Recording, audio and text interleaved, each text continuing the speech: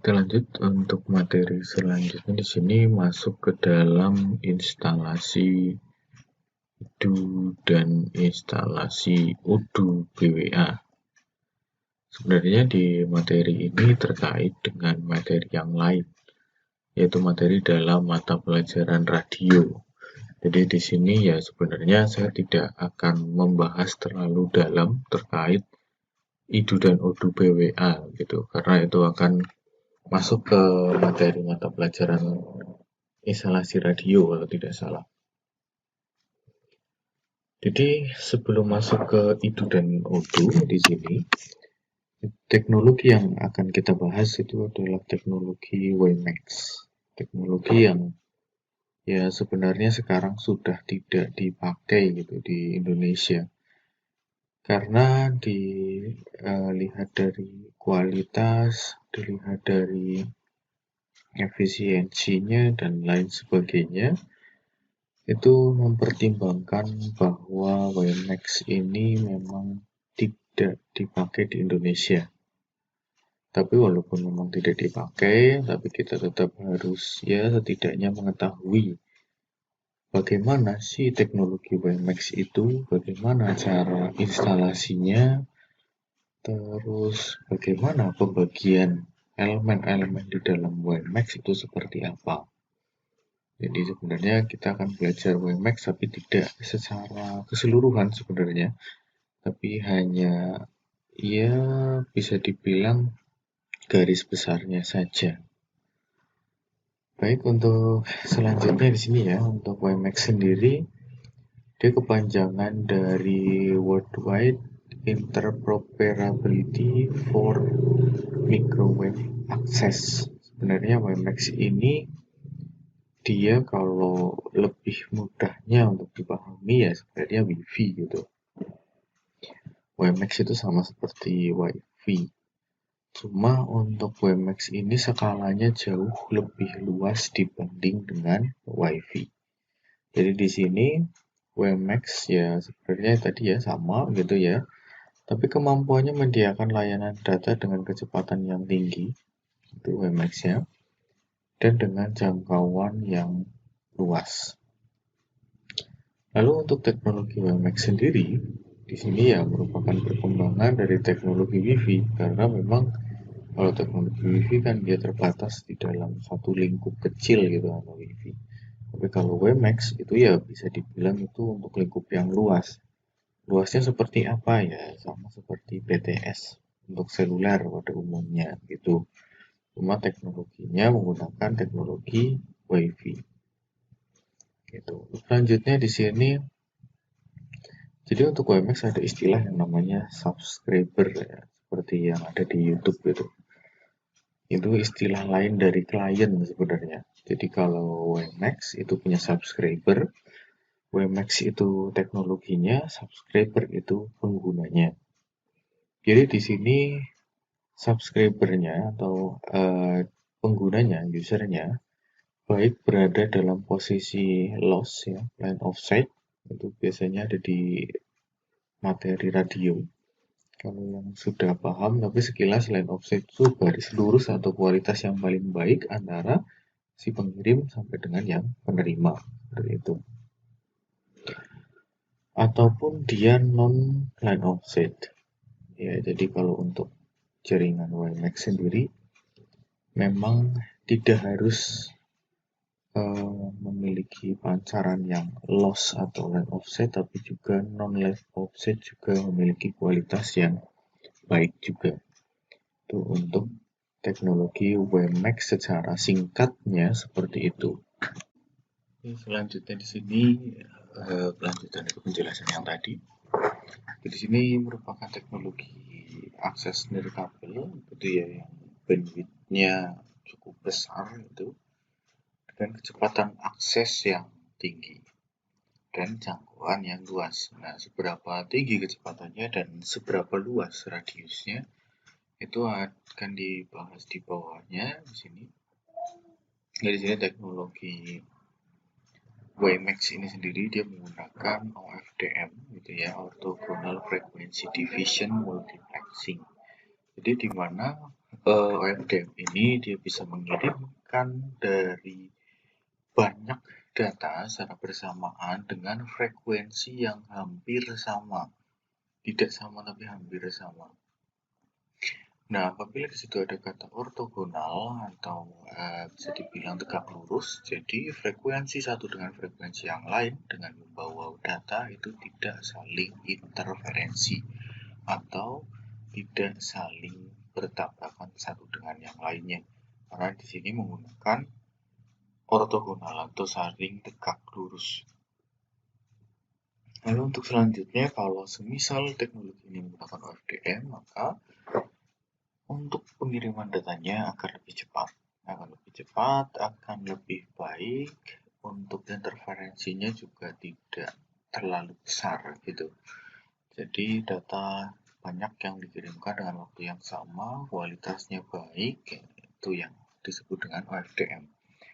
Sebenarnya ada teknologi sebelum OFDM itu hanya saja di situ DSSS namanya ya. Dia menggunakan frekuensi yang memang jauh, tidak berdekatan tapi memang jauh. Memang dari segi interferensinya dia tidak akan kena interferensi. Tapi di situ membutuhkan banyak bandwidth seperti itu, tidak seperti FDM. Lalu untuk selanjutnya di sini untuk WiMAX sendiri dia memiliki kecepatan hingga 70 Mbps, 70 megabyte per second dalam radius itu kurang lebih 50 km. Ya, mungkin hampir setara dengan PTX pada umumnya gitu ya. Tetapi hanya teknologinya saja yang berbeda dan kecepatannya juga pasti berbeda gitu.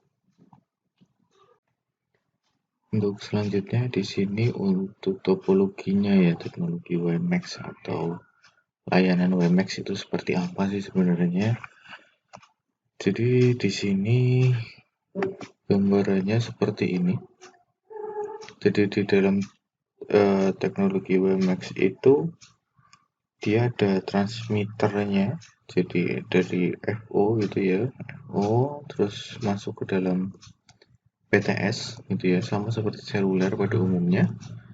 Lalu di sini juga masuk dari FO masuk ke PTS, cuma yang membedakan di antara komunikasi antar PTS-nya. Dia menggunakan seperti ini, point to point. Jadi antara transmitter di sini dengan transmitter yang lain itu saling berkomunikasi menggunakan wireless. Seperti ini juga sama. Nah, ini. Jadi komunikasi antar PTS itu dengan menggunakan teknologi wireless tersebut itu yang disebut dengan ini BWA atau Broadband Wireless Access. Nah, ini yang sebenarnya akan kita pelajari, apa itu BWA dan seperti apa itu cara penggunaannya, teknologinya seperti apa, itu masuk di BWA sebenarnya. Jadi pada dasarnya layanannya atau teknologinya itu namanya WiMAX, tapi di dalamnya itu ada BWA atau Broadband Wireless Access. Nah, ini untuk pengertian dari BWA sendiri. Jadi di sini mirip seperti WDS atau Wireless Distribution System ya. Jadi di mana komunikasi antara satu stasiun dengan stasiun yang lain itu menggunakan teknologi wireless. Atau disebut juga biasanya BWA ini komunikasi antar jaringan, tapi dia menggunakan jaringan nirkabel atau wireless. Jadi pasti kata kuncinya di sini aksesnya menggunakan nirkabel dirancang sebagai penghubung. Jadi dia akan menghubungkan antara satu jaringan dengan jaringan lainnya, tentunya ya dengan menggunakan nirkabel atau wireless itu. Lalu di sini di dalam penghubungan antara satu BTS atau antara satu pengirim dengan penerima menggunakan wireless itu ada dua jenis gitu ya. Yang pertama ada remote station dan satunya adalah base station. Nah, ini ya remote secara bahasa gitu ya, berarti kendali jarak jauh. Berarti bahwa di dalam teknologi BWA yang berfungsi sebagai remote diartikan sebagai node kliennya, itu ya, untuk sebagai penerimanya. Yang dikarenakan dari jarak jauh oleh antena base station. Jadi nantinya ada satu base station dan satu node klien. Jadi antara station dan klien itu saling berhubungan dengan menggunakan wireless, teknologi namanya BWA. Nah, ini konfigurasi umum dari BWA itu sendiri. Jadi pada dasarnya BWA itu bekerja di sini. Jadi antar antena BWA gitu ya, antar antena wireless, nanti masuk ke BTS ke BTS yang lain, nanti habis itu masuk lagi ke antena gitu ya, itu yang disebut dengan BWA. Seperti itu. Jadi ya mungkin kalau kita analogikan sebagai perangkat mikrotik gitu ya, kalau mikrotik kan bisa pengiriman dari mikrotik satu dengan mikrotik yang lain, itu menggunakan jaringan wireless gitu ya. Mungkin mirip seperti itu. Hanya saja antena, frekuensi, sama perangkat-perangkat yang digunakan berbeda. Tapi pada dasarnya untuk pengiriman datanya menggunakan wireless ya sama seperti analogi yang saya tadi berikan. Bisa juga disebut dengan point to point gitu ya, point to point wireless itu juga sama seperti itu. Lalu selanjutnya elemen di WiMAX gitu ya. Karena kita bahas di BWA-nya, makanya di sini juga dibahas tentang elemen di jaringan atau di layanan WiMAX itu ada apa saja. Gitu. Jadi untuk yang pertama ada base station-nya pasti ya, atau BTS-nya. Di sini merupakan perangkat transceiver atau transmitter dan receiver ya. Itu kenapa disebut dengan transceiver ya karena di dalamnya ada transmitter dan receiver gitu ya BTS pada umumnya. Cuma BTS bisa saling terhubung dengan BTS yang lain ataupun BTS dengan perangkat yang ada di stationnya atau di perangkat pelanggannya. Ini biasanya dipasang di dalam satu lokasi dengan jaringan IP dari PS yang disambungkan ke beberapa CPE ya. CPE itu bisa diartikan sebagai kliennya. Jadi kliennya menangkapnya juga tidak menggunakan kabel tapi menggunakan wireless. Itu biasanya disebut dengan CPE atau SS gitu. Dengan media interface gelombang radio atau radio frekuensi RF yang mengikuti standar dari WiMAX.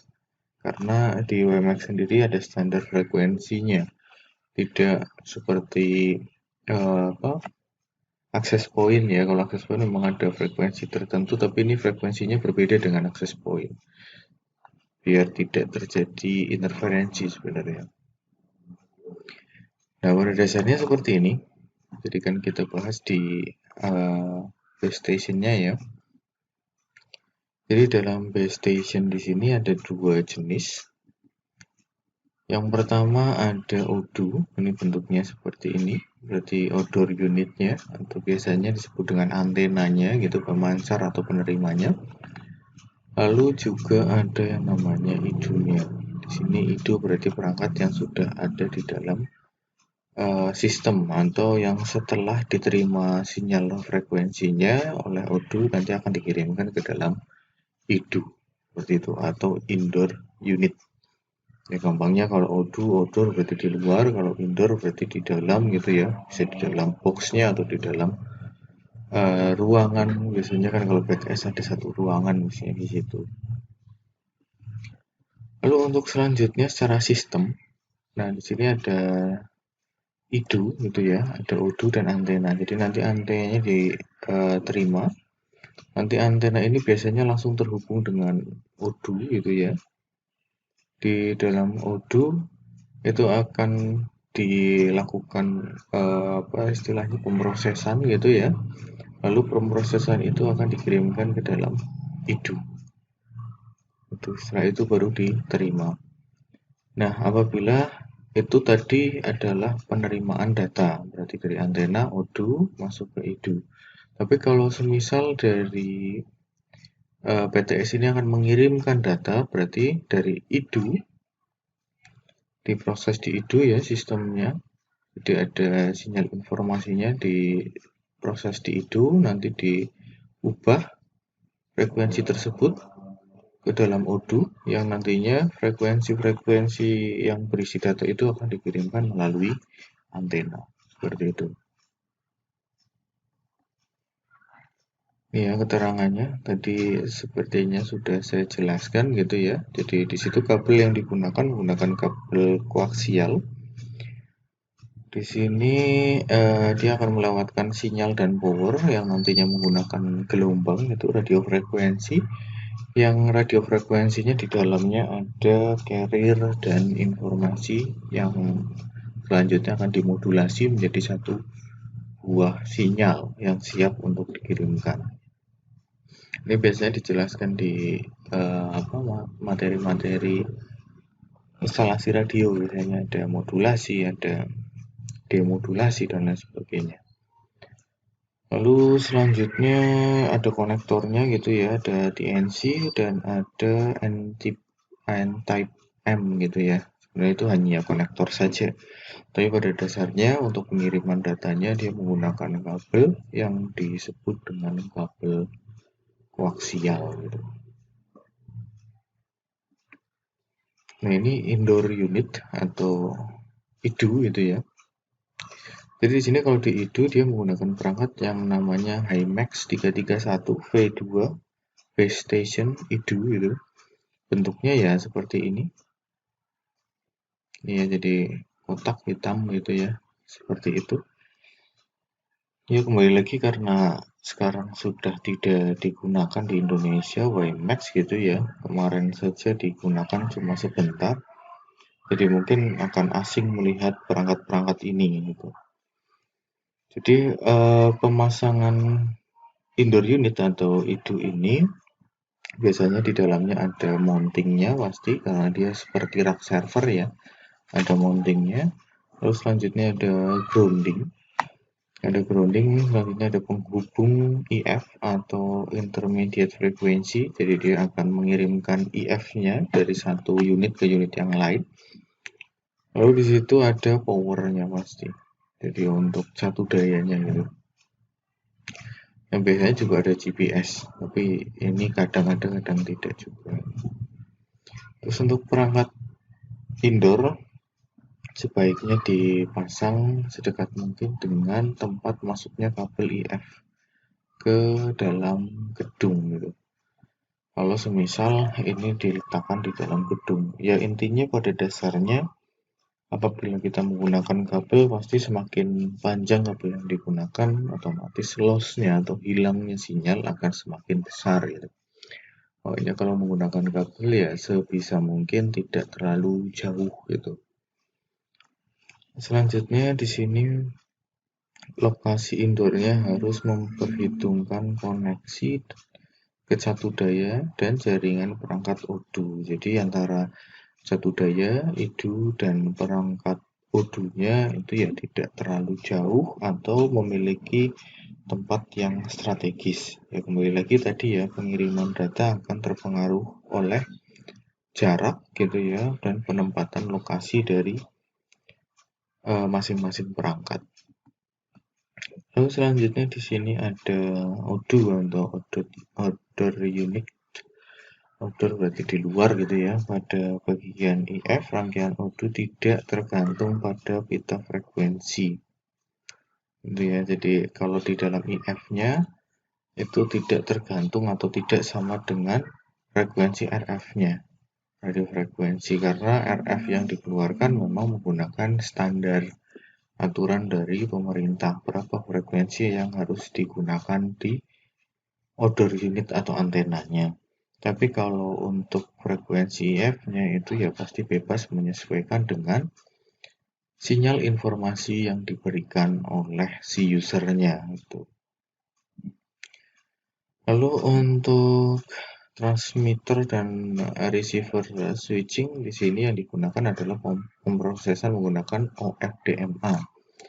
Untuk memang yang sekarang sudah berkembang gitu ya. Kalau kemarin memang masih menggunakan OFDM gitu kalau di dalam IDU-nya, kalau di O2 menggunakan OFDMA atau biasanya disebut dengan orthogonal frequency division ke akses. Jadi di sini memaksimalkan frekuensi-frekuensi yang dikirimkan dengan data yang dikirimkan. Jadi frekuensinya memang biasanya kalau pengiriman data itu kan frekuensi yang dikirimkan itu akan mengangkut sedikit data gitu gampang.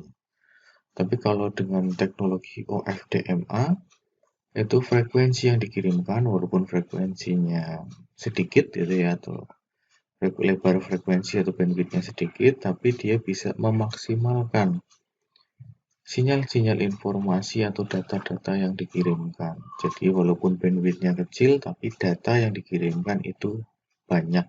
Itu kalau menggunakan OFDMA. Beda dengan OFDM. Kalau OFDM ya apa adanya gitu, ada sinyalnya, bandwidthnya kecil, ya pengiriman datanya juga ya dipecah-pecah gitu ya, lebih kecil jadi lambat gitu. Tapi kalau menggunakan teknologi OFDMA, dia akan memaksimalkan data yang dikirimkan sehingga pengiriman datanya jadi semakin cepat gitu. Untuk pengiriman frame-frame data itu dia akan diatur oleh perangkat IDU. Jadi antara IDU dan UDU akan saling terhubung dan saling memberikan tugas satu dengan yang lainnya. Indoor unit dia mengatur pengiriman datanya, pengiriman pengolahan datanya. Outdoor unit berarti dia akan melakukan pekerjaan berupa pengiriman melalui radio frekuensinya dengan dunia luarnya gitu ya, antena yang lain. Atau biasanya disebut dengan transmisi pengiriman datanya, seperti itu. Lalu untuk selanjutnya tadi sudah kita bahas tentang base stationnya. Nah, sekarang kita bahas tentang customer premise-nya atau CPE-nya gitu, yang biasanya disebut dengan subscriber station atau yang menerima sinyal dari WiMAX gitu. Jadi mungkin pada dasarnya WiMAX sih mirip IndiHome gitu ya. Jadi ada pengirimnya nanti masuk ke rumah, nanti rumah akan dipancarkan ke berbagai perangkat yang ada di dalamnya gitu. Cuma kalau IndiHome itu di jaringannya di sini menggunakan FO, tapi kalau yang WiMAX itu menggunakan wireless. Itu kalau WiMAX. Nah, kenapa kok si WiMAX ini tidak istilahnya tidak dipakai gitu secara permanen atau secara terus-menerus di Indonesia gitu. Jadi sebenarnya WiMAX ini kalah dengan teknologi 4G. Bukan kalah dari segi kualitas atau dari segi sistemnya ya, tapi sebenarnya kalah dari segi popularitinya. Jadi popularitas 4G itu lebih besar gitu ya, atau lebih populer dibanding WiMAX. Makanya pengguna 4G lebih banyak dibanding WiMAX dan akhirnya WiMAX sudah tidak digunakan, digantikan oleh 4G. Dan ini standar dari WiMAX yaitu 802.16, mirip dengan wireless gitu ya. Wireless kan 802.11 gitu. Untuk selanjutnya di sini di dalam subscriber station ada dua jenis, sama DOD-nya itu yang berupa WiMAX subscriber station. Biasanya digunakan perangkat HiMax 331S gitu ya. Lalu di sini juga ada IDU-nya. IDU-nya berarti perangkat yang ada di dalam rumahnya gitu. Nah, ini untuk penjelasannya ya, elemen yang SS atau subscriber station. Jadi di sini dia menggunakan perangkat yang namanya HiMax 331 subscriber station atau SS gitu. Jadi perangkat tersebut menggunakan standar IEEE 802.16. Jadi standarnya harus sama karena memang frekuensi yang digunakan kan antara pengirim dan penerima itu memang harus sama. ESS juga disebut juga dengan CPE ya tadi ya, Customer Premise Equipment. yang terdiri dari O2 dan I2. O2-nya berarti HiMax 331 dan I2-nya adalah router, access point, laptop, komputer, dan lain sebagainya. Untuk selanjutnya selesai gitu ya untuk materinya. Jadi untuk materi WiMAX ini memang tidak terlalu banyak saya berikan karena memang teknologinya sudah jarang sekali digunakan digantikan oleh 4G gitu. Jadi sebenarnya ini hanya pengantara saja untuk teknologi WiMAX gitu.